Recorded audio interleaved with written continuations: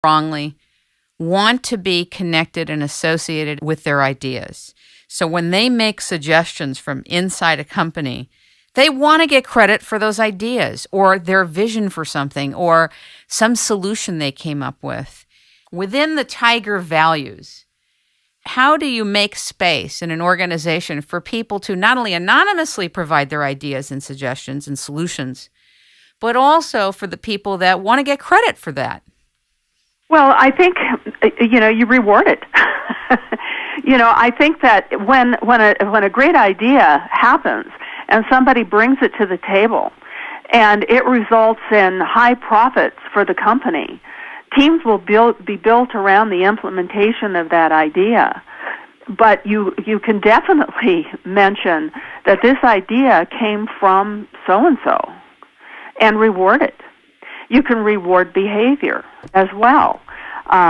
People who are extraordinarily kind and helpful to others who are experiencing, some confusion, or they've got a backlog, or they've hit a snag. This person who is inspired to say, "Can I help you?" and has the time to do so, you reward that too. That's great. So to say that a team does not reward the individual, I think that would be a mistake. Individuals do bring their great ideas to the company, and there's a great way to do it. So when that idea is truly sensational, rewards and recognition and come in a variety of different ways, not just necessarily monetarily. I really enjoyed many of the examples that were given in the book. This one in particular, Tribe Inc., Elizabeth Cogswell Baskin, yes, the CEO of Tribe, who has a $5 million branding boutique launched in 2002, who specializes in niche marketing. I thought it was very interesting that an example was given about how when she had to let go of 2 employees, yes, how humanely and compassionately that was done compared to the way, I'm going to say, almost most organizations let people go. I think the way people are let go is so demeaning, and it sends the message that these organizations never cared anyway. But I love the example. Share that example of what she did. Well, they went through this grueling process. First of all, Elizabeth believes in transparency, and all the leaders in this book believe in transparency.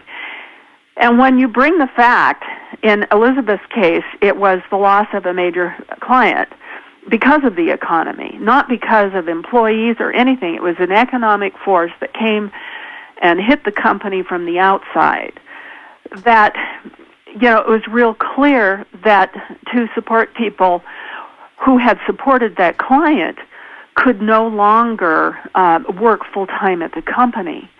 But she made a concerted effort to make sure that their resumes were in tip-top order. She was giving them the accolades and the recommendations. She called competitors of hers and said, "Hey, we've got a couple of great people."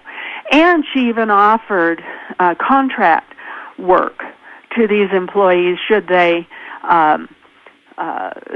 occasion arise. And actually, one of her dismissed employees did come back and work almost like on a freelance basis with the company. Because in her view, they were valuable people, valuable, vital people. And the company went through a grief process in letting these 2 folks go. That must have been agonizing. Agonizing. It was agonizing. And Elizabeth talks about the wolves taking away the baby. That's what it felt like to this organization. But most important of all is that the awareness that friendships had formed, that people loved working for the company. Her team had embraced these 2 employees. To have them go under these circumstances does produce grief. And not to acknowledge that is huge. And I rarely, if ever, see that acknowledged at all in hierarchies. I really love that example. It was very humane. It was very real. I could see that. If you're a command and control organization and that's all you know, I don't see that happening, though. I just don't see that happening. No, it doesn't. And I've heard stories upon stories and upon stories from managers who have said that, they were betrayed by their organizations. They had to let people go. People were basically came to work, got their pink slip, escorted out of the company.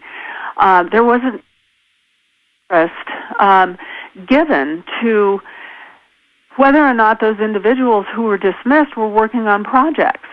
So loose ends get dropped everywhere. Also, I think the way these companies have to say goodbye, their process and protocols for doing that tell everything about their consciousness, their culture, what they value, how they really treat people, and what they really think of people. Right. And you hear the platitude, your employees are your greatest expense.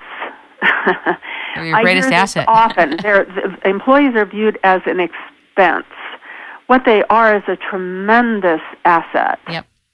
If you can, and I'll often ask business leaders, do you hire smart people? And they'll say, well, of course I hire smart people. And I'll say, well, what is your evidence of that?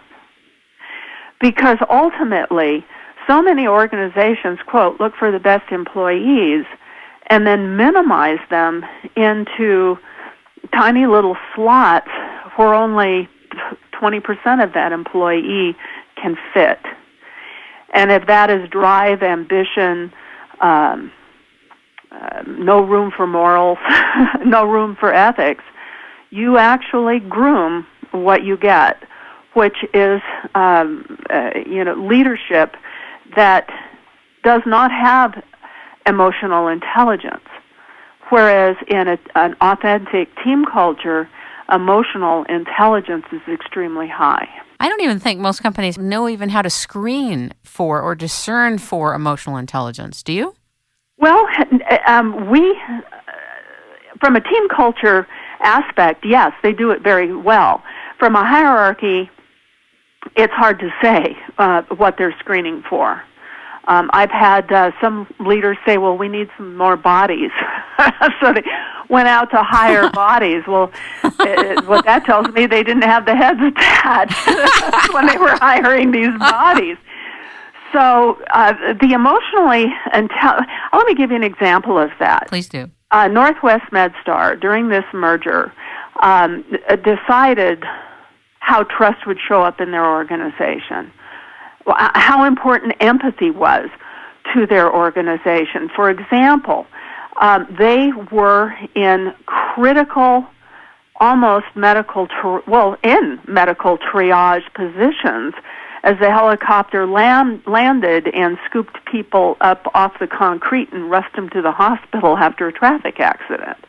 Wow. So if empathy was not a high value that was demonstrated, then it would be very easy for the medical crews to look at the situation technically and not be concerned about the impact on the person who was in dire need. And so customer service, patient care, those were two areas that they wanted to bring up so that they were known in the region as the very finest, most caring triage patient care transporter in the Pacific Northwest. So they went into a hiring process for a new anesthesiologist for the flight crew. Had this stellar resume. Great guy. Amazing background. But when they asked him the question, give us specific examples of how you have demonstrated empathy in your work in the last year, he was completely stumped. Well, first of all, it's a great and deep question. So I would imagine that one would have at least a few minutes of contemplation to really gather. Absolutely. But he was a technician. Wow.